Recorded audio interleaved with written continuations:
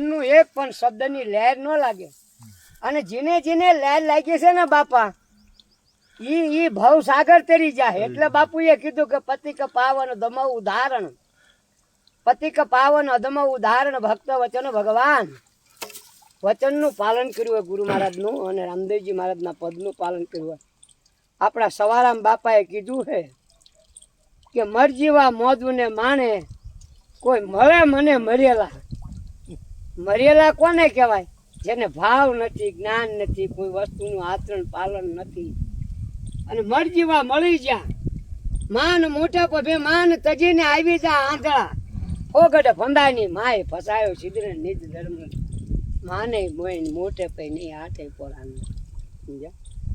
એટલે કહેવાનો મતલબ કે સત કમાણી તમને જાળવ, તમે એને જાળવશો તો સત્ય શબ્દ અને પરમાત્મા તમને જાળવશે, તમને જ્યાં પહોંચવું છે એ પહોંચાડી દેશે.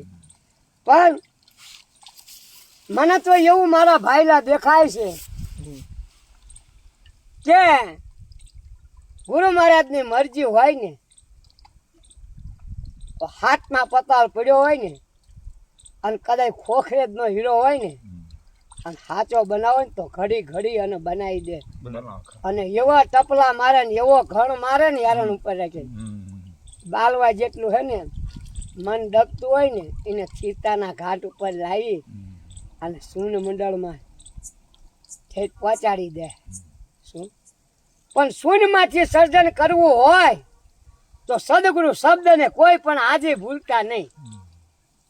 કા કે શૂન્યમાંથી સર્જન, જેની સવારામ બાપાએ કીધું હતું કે મેં હે ને મારા બાપને હું ઓળખતો નથી, મારા બાપને તો હું ગોતવું છું.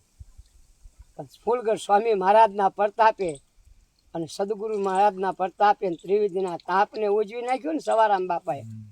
અને શબ્દને વડે જ્યારે ભળી ગયા, શબ્દ હારશે, શબ્દ પારશે, શબ્દથી નાવડી તરી જાય છે. પણ શબ્દને એનો નાતો બંધાઈ દીધો ને પછી ધણીએ ગુરુ મહારાજના પ્રતાપે સામે આવીને ઓળખાણ આપી. આ પ્રતાપ સામે આવીને ઓળખાણ આપી ને ત્યાં તો પ્રતાપ કોનો? ગુરુ મહારાજનો. અને આજે તમે વિચાર કરો કે પીપળી પેલા ધજા નેજો ચા સડે, સવારામ બાપાના ગુરુ છે ફૂલગઢ સ્વામી મહારાજ. તો જેની સવાય કમાણી છે કે નામ જડ્યું છે, નામ જડાનું માચમ મળ્યું, મટી ગયો વાદ વિવાદ. નામના કોઈ પારખું હોય એ નામમાં જઈને ઠરી જાય, નામમાં જઈને ભળી જાય. નામ છે ને, નામ છે એ 14 લોક થી ન્યારા હે. આજ તમે મંથન કરો, કુંતર સવારામ બાપા વાસુદેવ બાપુ પૂછજો. નામ રહ્યું ને એ જ તમને ગંગા પાર ભવસાગર અને ભવબંધન માંથી મુક્ત કરી દીધી. કઈ જાણવું નથી આપણે, નામને વડે પડ્યા રહ્યો. ગુરુ મહારાજે નામ આપ્યું ને એનું નામ સમરણ, હોઠ કંઠ જીભ કઈ નો હલે, હાલતા ચાલતા ઉઠતા બેઠતા નાભીથી ભજન કરી રાખો. હોઠ કંઠ જીભ, આ બધો એનો પ્રતાપ છે. આપણે ભલામણો શું લાયા છીએ મારા વાલા? આપણને ઉગરવાની બારી આપી. આપણે તો એક છે ને આ પંખેડાનો માળો છે, ઉડી જાવ પંખી પાંખું વાળા, છોડી દો જૂના માળા. હે આ એક દી જયારે હુકમ થશે મારા બાપનો પરદેશી પંખી મળવા આવ્યો, મરચુક લોકમાં વળી. જયારે વળવાની વેળા વહી જશે, જુવાળા જયારે આગ લાગશે ને વડુલાને, ભેગા રે જીવશું, ભેગા રે મરશું, ભેગા હે માથે મેકશું જૂના માળા. માળો મેકીને બીજો આ માળો, બીજો કોઈ. એમ આપણે મારા બાપ આપણે ઉગરવા માટે બાપાએ કીધું કે સાચું સમજે શબ્દનો માલમી બની પછી ચૂપ થઈને બેસી જવું, ભજન કરી રાખો. શું જો આની અંદર જેમ રામચંદ્ર ભગવાનને લક્ષ્મણજીએ રેખા દોરી હતી કીધું આની આ ઉલ્લંઘન નહીં કરવાનું, આની બહાર જશો તો રાવણ આવીને ઉપાડી જશે. એમ ગુરુ મહારાજે કીધું ને કે પદને પ્રમાણ છે ને એને જાળવી રાખો. અને ગુરુ મર્યાદાનું ઉલ્લંઘન કોઈ પણ આપણા ગુરુ ભાઈ હોય ને તો ગુરુ મર્યાદાનું ઉલ્લંઘન કોઈ દી નહીં કરવાનું. અને જો કોઈ દી કરશો ને તો ગુરુ મર્યાદા જો ચૂકી જશો ને તોય 84માં જશો.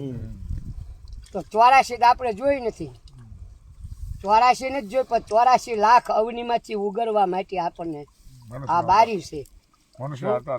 અને આજે જેને નથી ભીતર મને મળ્યા એ વાત બરોબર છે. સતની સતલોકમાં જો સદગતિને પદને પામવું હોય તો સત વચનને પાલન કરજો. ગુરુ મહારાજના સદગુરુ સાહેબના સવારામ બાપા ને બળદેવ બાપુ ને વાસુદેવ બાપા જે ધારા ઉપર હાલ્યા એ ધારા ઉપર એ પાટો ન છૂટતા. જો તમે છેલ્લે તમારી અંત તમારી તમામ મનોકામના પૂરી ન કરે ને તો મારા બાપનું નામ લાગે. સમજ્યા? પણ તમને પૂરણ હૈયે વિશ્વાસ રાખજો. વિશ્વાસ અને પ્રેમ સત્ય રાખજો કે ભીતરની અંદર પિંડ બ્રહ્માંડમાં મોહિત ન થઈ જતા. રૂપ છે ને રૂપમાં ન થઈ મોહિત હતા. બાકી સ્વરૂપનું વિચારજો મારા બાપ. અને બધા રૂપના સ્વરૂપ ઈંડમાં છે. સમજ્યા? આપણે કહેવી ને બધાય ઈંડમાં છે. બધાય આખું વિશ્વ ઈંડમાં છે. એ જ્યારે નાતો બધો ને ઈંડ અને ઈંડમાંથી પિંડ રસાણું ને શિવ શક્તિએ પ્રગટ કર્યું તો એની અંદર બધાય છે. પણ એમાંય ફળેલા જે ફાટે છે કે નહીં વડના એમાં કોક 999 નાડ્યું છે. એમાં કોક સત વિચારો ચેકનો અડી જાય. જે આમાં અનંત કમાણી કીધી છે કે અનંત જુગે જુગની કમાણી લઈને અને કરણી લઈને જે પ્રગટ થયો છે એની પ્રેમ જ્યોતને કોણ ઉજવી શકે મારા ભાઈ. આપણા બળદેવ બાપુનું ભજન છે પૂરવની કરણી લઈને જે બોલી ગાયું પાછી એટલે પૂરવની કરણી લઈને